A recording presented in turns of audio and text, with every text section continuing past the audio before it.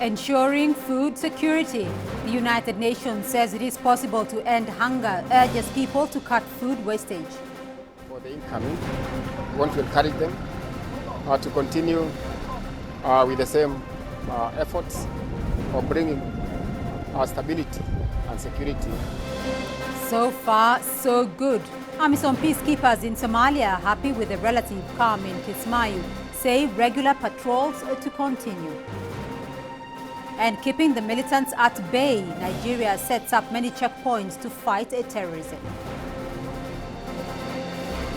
This is Africa Live on CCTV News, live from Nairobi. I'm Beatrice Marshall. Also coming up,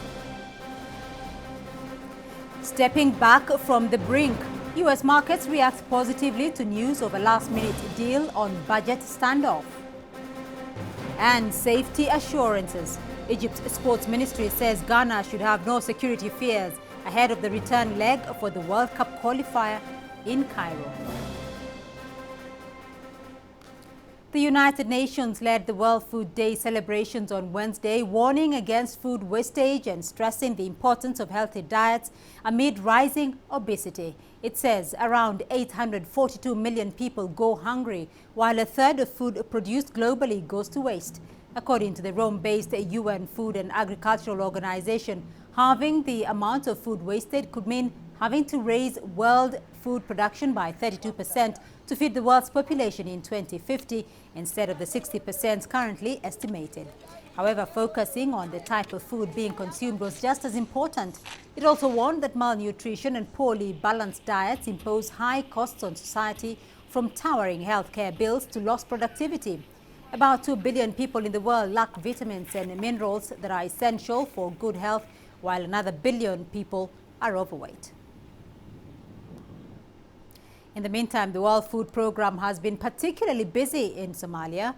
Now, government officials and the international community have made major advances in stabilizing the country, but hunger remains widespread. CCTV's Mohammed Hirmoget tells us more. There have been major changes in Mogadishu since the famine 2 years ago. Al-Qaeda-linked Al-Shabaab has been driven out. New construction is underway. Yet the legacy of famine is plain. Somalia was the hardest hit by the 2011 famine, and 2 years on, many still suffer. In camps such as this, people struggle to survive. They say they have to do with only one meal in a day. The United Nations estimate that 1 million Somalis need urgent aid, while a further 1.7 million need sustained support. What we're concentrating on now is not only life-saving assistance, but also building up resilience, building up livelihoods, whether it be farming or fishing or livestock, or whatever it is. We really want to support Somalis to do that. Some experts say the way aid is delivered needs to change. That relief food often coincides with harvest time. Food aid is delivered here without due research on timing and need. You will find at times that it weakens the economy. What happens is food aid comes exactly when the farms are ready for harvest, and then nobody buys the produce. That is a blow to production. The situation is far worse outside Mogadishu, where Al-Shabaab has long hindered humanitarian access. Mohammed Irmoge, CCTV, Mogadishu. To Southern African region, and once hailed as the region's breadbasket, Zimbabwe now relies heavily on food imports. Maize output has dropped sharply in recent years, and the pressure is on the government to step in. CCTV's Farai Mwakutuya has more. The World Food Programme warned just recently that food security in Zimbabwe is deteriorating. It predicts 2.2 million will need food assistance early next year, around a quarter of the country's rural population. That's due to a lethal combination: erratic rainfall and farming practice. Maize production here has been dropped in favor of cash crops, and it's actually perpetuating the food insecurity issue. So we need to address that very, very quickly, and we need to address that by making maize a viable option. Government has been urged to stimulate maize farming by letting producers charge more. Long term, Zimbabwe's food security will be addressed through investment in irrigation. Communities in Sumbanje, a traditionally arid area, have first-hand experience of how irrigation can transform livelihoods. Using the system set up here, I was able to plant and harvest in May. After this, I'm planning to plant again and harvest in December. Putting up this infrastructure requires capital, and that puts government in a catch-22 situation. Funds are scarce, and what little it has, which could potentially be invested in irrigation and other capital projects, is being hurriedly marshaled to buy grains to avert the looming hunger. Farai Mwakutuya, CCTV, Harare, Zimbabwe. And staying with food matters in South Africa, it's a cautionary tale for anyone who likes a chocolate cake. The country is already battling rising levels of obesity, and that's thanks in part to a high carbohydrate diet and junk food. Now, experts are warning sugar addiction is emerging as a dangerous new factor in South Africa. CCTV's Travers Andrews has a story. Whether it's candies or chocolate, or even the odd slice of cake, sugar is a temptation to which many people just can't say no, even if they want to do. Sugar addiction is a real phenomenon, and there are different levels. There are those people who are profoundly addicted as if they were alcoholic, but the majority of people do have a mild addiction, and it's very difficult to stop it, and it takes willpower. And the fact is, it's addictive in the sense that if you take one teaspoon of sugar back again in your tea, that's it. You will go straight back to where you were. So how serious is it, and how worried should sweet eaters be? PET scans of the brain have shown that for a cocaine addict, certain centers light up. For a person who's a sugar addict and who consumes sugar, the exact same centers light up for that person. So sugar is definitely an addiction. More and more people are checking into this clinic every week. Sugar may indeed be the sweetest thing, but there can be a bitter price to pay. 22-year-old Tanya Bosman almost paid with her life. I was actually at a friend's house and I was standing over the kitchen counter and I was just consuming food at an enormous rate, sort of, you know it's wrong. You shouldn't be consuming food at this level. And that's the reason why the next day I actually went onto the web and I Googled and I realized I had a food problem, but I didn't realize that my problem was actually, you could pinpoint it down to sugar and carbohydrate addiction. The experts say they're not against sugar, merely that, as with all things, take it in moderation. However tempted you may be to keep coming back for more. Travers Andrews, CCTV, Cape Town. Well, for long, Egypt never had problems with obesity, but since the new millennium, doctors say Egypt is crossing beyond the accepted limits. It has emerged that most Egyptians do not exercise. Adel Makroui tells us more. Egypt is emerging to become the world's red zone for obesity. More than 36% of the population is obese. And for a country with poor health care, it is a tough challenge to handle. The percentage of obese women is quite higher than the male. In Egypt, almost 55% of the females are obese. Consequently, the incidence of the complications like diabetes, like hypertension, is increasing. And it's becoming a burden on healthcare and also in economy and social life. Sugar addiction represents a minor cause of obesity in the Arab world. It is mainly concentrated in the finer societies. But in Egypt, the main problem is food, and particularly carbohydrates. Because of the low income for most Egyptians, subsidized bread, rice and macaroni are the main components of daily diets. Protein, fruits and vegetables are not subsidized, therefore expensive to many. I've always loved eating.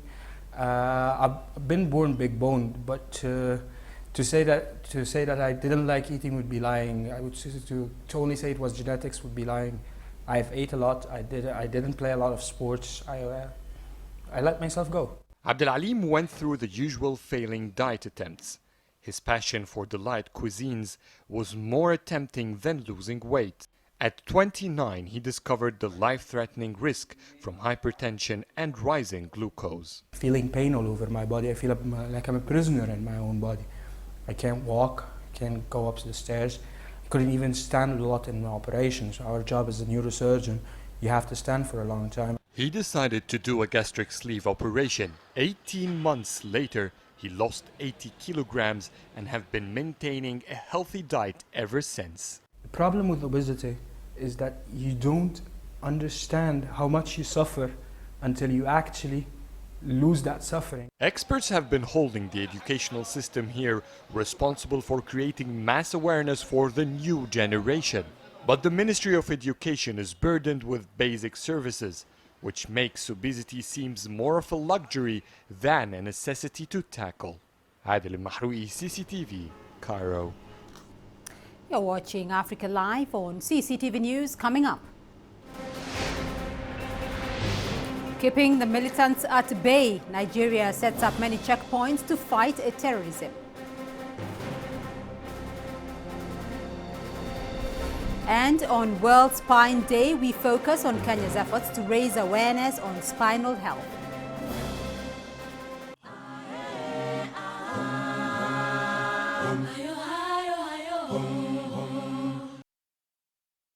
We follow the latest trends in global politics, economics, culture and sport, and how Africa fits into the global picture.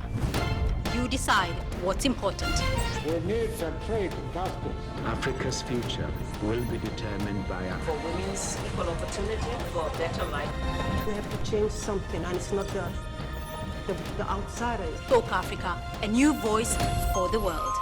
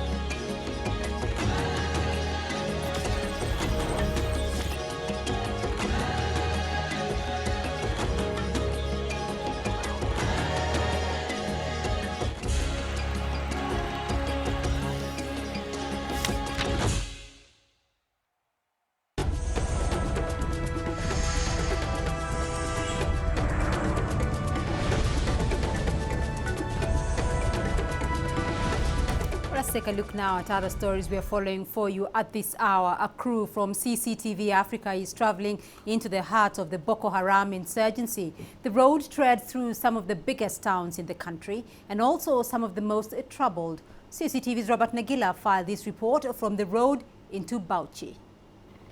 We are getting reports that on Sunday evening there was an attack by Boko Haram militants in 3 areas in Borno State. Now we're told that the Nigerian security forces responded almost immediately, killing at least 40 of those militants involved in that attack. Now one of the reasons why we're beginning to see a lot of attacks by Boko Haram within surrounding areas in Borno State and not the cities or the towns itself is because the Nigerian security forces have more or less secured the major metropolis areas.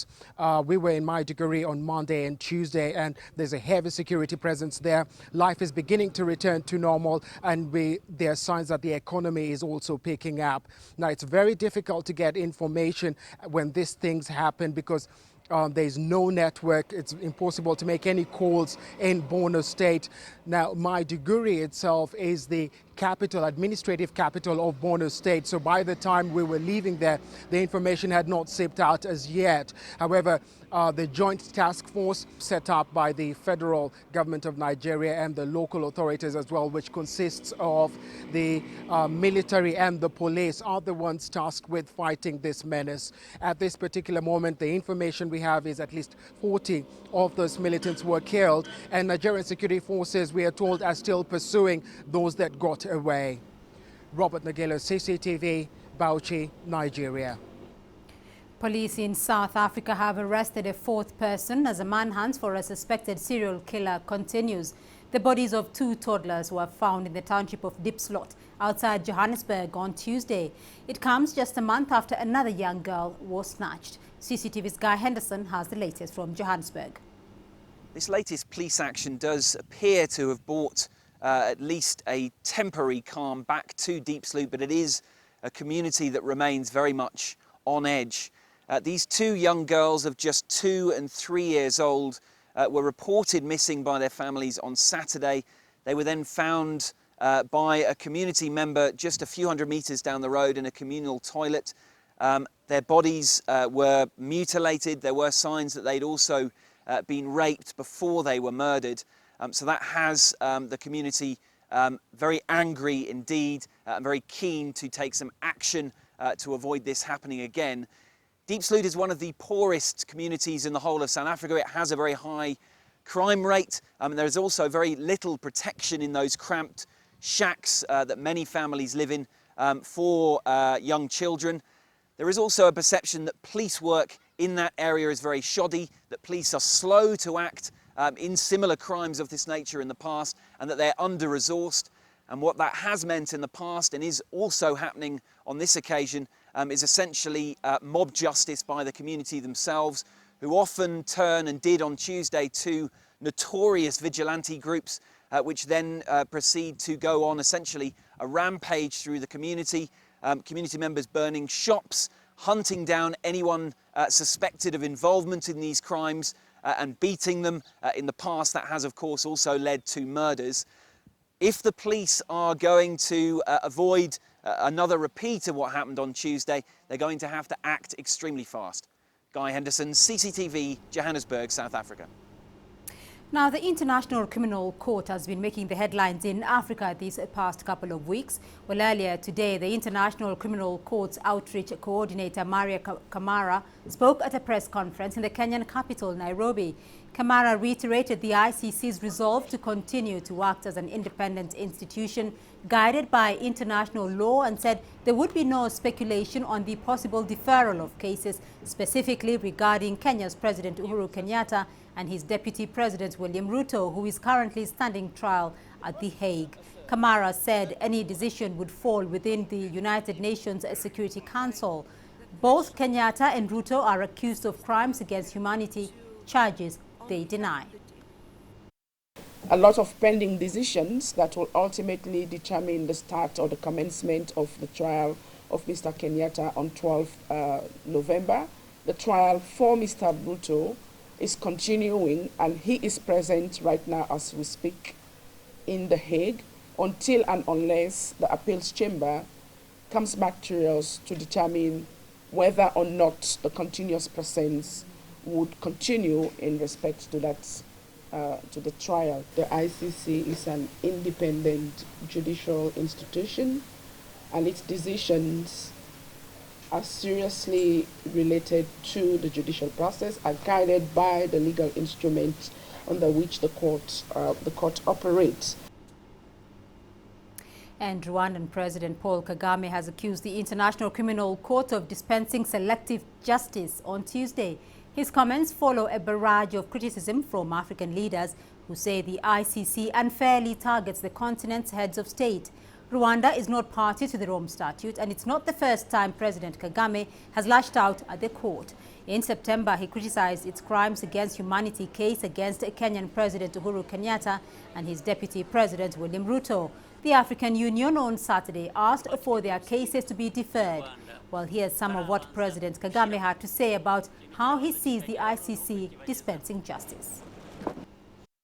It happens only in one direction. It doesn't happen in another. So how can we have a world of this kind of order? Or that, for that matter, why should we accept it? Why should we accept that there is a world that is like this, that it treats especially those of us, meaning Africans, like it does? Wednesday was dubbed World Spine Day, and this year's theme has been Straighten Up and Move. But it's not just an opportunity to ponder your posture, it's also a chance to reflect on the incredible bravery of others. CCTV's Kofa Mrenje has more. I want to see that. She welcomes us with a smile, but Salome Getao's story is a difficult one. It all started in the year 2000. She was 12, just out of primary school. I thought I was I was in a dream. I was in a bad dream, and I'll wake up and find it was all but a dream. I was asleep. It was such a hit. Salome had experienced severe back pain and headaches for weeks, but never took them seriously. Then one day, she passed out, and a real nightmare began when she woke up. I told him I'm feeling funny. My legs feel funny. I feel like I'm stepping on some sponge. My feet feel spongy. She was in hospital for 9 months before doctors finally dropped the bomb. She had transverse myelitis, a neurological condition that affects the spine, and would never walk again. In my mind, I thought, no, this is it. This is the end. It's as good as dying. I mean, I'm as immobile as a dead person. What's the use of it? What's the use of this wheelchair? But she found the strength to keep on and has let nothing stand in front of her, navigating high school, then university, and into working life. It's a condition that not many would want to find themselves in. Life takes a completely different turn. Some accept their condition and move on. Others, however, don't. Change is a choice. I chose to be happy because I didn't have an alternative. It was either that or dying. By some estimates, half of all working adults suffer some form of back trouble. World Spine Day is designed to raise awareness of the problem and to show that there is support available. Kofa Mrenje, CCTV, Nairobi, Kenya. And we still have more news, views and analysis for you here on Africa Live, including for the incoming. We want to encourage them to continue with the same efforts of bringing stability and security. So far, so good. AMISOM peacekeepers in Somalia, happy with the relative calm in Kismayu, say regular patrols to continue.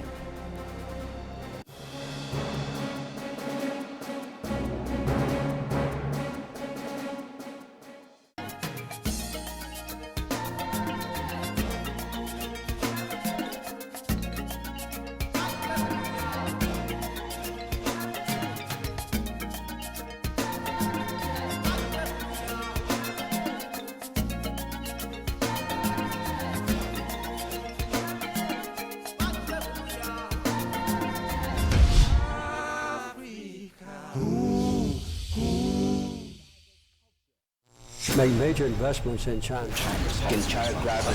Why we are living for? That's a fundamental government. Position on China's by leaders. I think yes. First that would be political change and human rights. Don't you think human rights?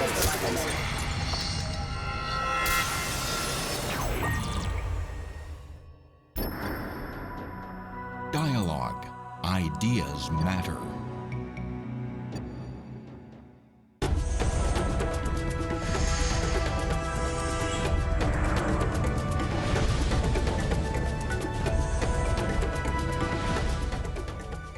Welcome back to the program. A Libyan terror suspect captured by U.S. Special Forces in Tripoli on October the 5th has pleaded not guilty to terrorism charges.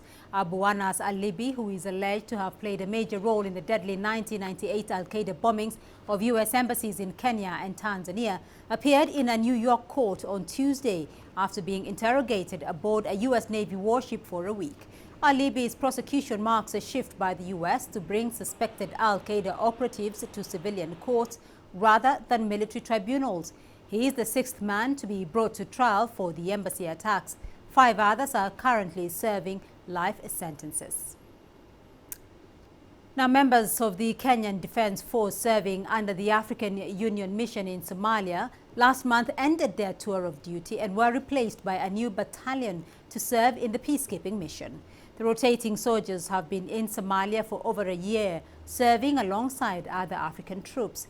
AMISOM is made up of troops mainly from Kenya, Uganda and Burundi. Ethiopia has also sent in soldiers, but they are not under the AMISOM command. The troops are mandated to support the Somali National Forces in the fight against the al-Qaeda-linked extremist group Al-Shabaab. Kismayu was under the control of the Al-Shabaab, who used the lucrative port of Kismayu as a major source of revenue for its operations until forces of the SNA and the Ras Kimboni Brigade, with support from units of AMISOM's Kenyan contingent, forced the group out of the city. The incoming troops have been conducting daily patrols in and around the economically and strategically important port city. The patrols have helped restore relative calm to the country's second largest city. I'm very proud of my officers and men who are going out, because we have at least gone through quite a number of challenges, but we have surmounted them. And now for the incoming, we want to encourage them to continue with the same efforts of bringing stability and security, not only here in Kismayu, but in the whole of the sector. The first ever international fair dedicated to modern and contemporary African art opens in London this week. The fair, dubbed 1.54 Contemporary African Art Fair, takes its name from the 54 countries on the continent and is aimed at showcasing modern African art, reflecting the diversity in artistic practices rooted in Africa. Susan Mongeli tells us more. More than 70 artists are represented at the 154, from well-established names to those with no presence outside their own nations. Among the artists displaying their pieces is acclaimed Ivorian painter Abdoulaye Diarra, who recently had a painting bought by London's Saatchi's Gallery, which specializes in contemporary art. Others include Sami Baloji from the Democratic Republic of Congo, among others. Artist director of the event, Koyuko, says that as African countries grow economically, more people are looking at the continent's creative output. Art follows economic drivers, and the economic indicators for Africa are extremely positive, so naturally there's an interest in the work of the artist that goes with it.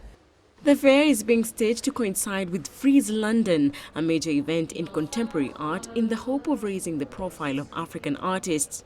You know, if you go to any other fairs, the percentage of African artists represented is really minimum. You know, we're talking 0.005%.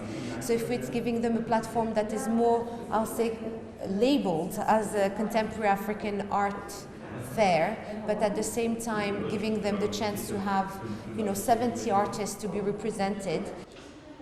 A smaller version of the fair has taken place in Johannesburg since 2008, but this week's event is much more ambitious. Founder Touaria El Glawi, the daughter of celebrated Moroccan artist Hassan El Glawi, says she hopes one day to take the fair to Africa. Susan Mongeli, CCTV. Well, let's now take a quick look at what's happening in the world of business with Rama Nyang. Rama. Thank you very much, Beatrice. Here's what's coming up on Biz Africa.